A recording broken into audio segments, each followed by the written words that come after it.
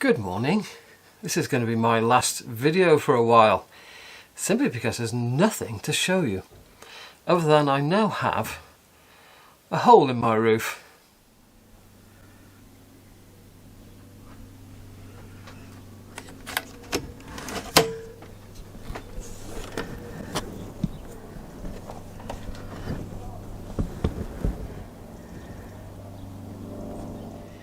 All the lights are on. They were easy to wire in. It's only 3 colours. You've just got to get them all in the right order, really.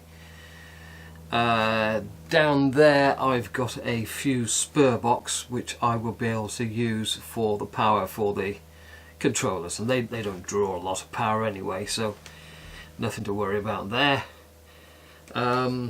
What I can tell you is on a really hot day you can feel the insulation does get warm up here, because of course it isn't a cavity wall up above this insulation, it's just thin concrete tiles, so the heat does radiate through.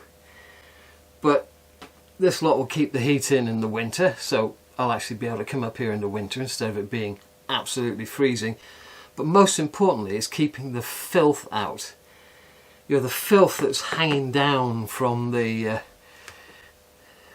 what is that stuff that's called that goes underneath your tiles?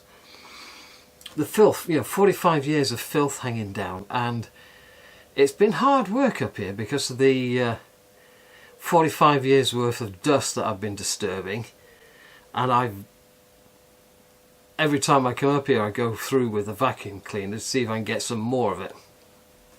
But what I've got now is a clean environment with which I can build a model railway.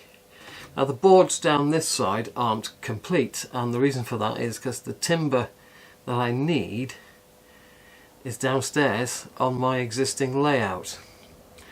Now you might think it's rather sad, and it is rather sad, but my inclines are incorrect. I can't live with that, and the locomotives can't live with that, so it's got to be done. But a guy I watch on YouTube, he built a layout, then he took a saw to it and extended it, and I would say that he was 75 to 80% done, and he scrapped it to start again. So I'm not the only one who's scrapped it to start again, so to speak. You do get a nice breeze through here, and of course it's not particularly sunny and warm today, so it's very pleasant up here.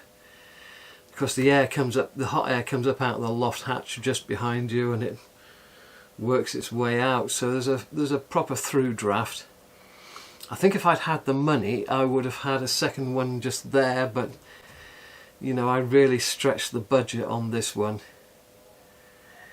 So for a little while, I think I'm done with YouTube until I can get back in here with the old layout.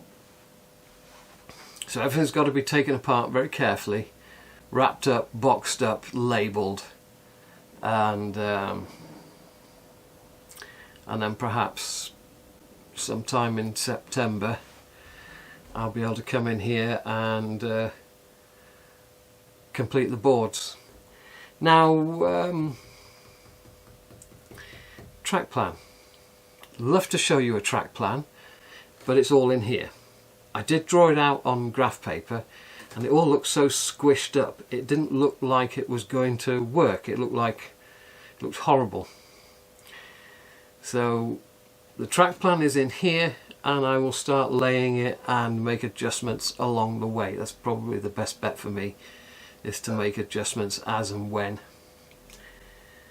But for the moment, bye for now. Well, one of the issues I shouldn't have upstairs is shadows, simply because of where I've put my lighting, low down as opposed to high up and in the middle. But it does mean I can't make the videos that I make down here, where I follow a locomotive round, because of all the timbers in the way. So I will have to think of a different way of making videos once I get to a situation where I can actually run something. But for the moment, it's bye for now. Now I know there is a loss in this. There's a lot of things I cannot recover. But that is what a hobby is, isn't it? You spend money and then try and do it better and spend some more money, whether it's golf or fishing or a train set. And part of the fun is in the building. And I think a lot of us, judging from what I see on other YouTube channels, it's the building is more than half the fun. Anyway, bye for now.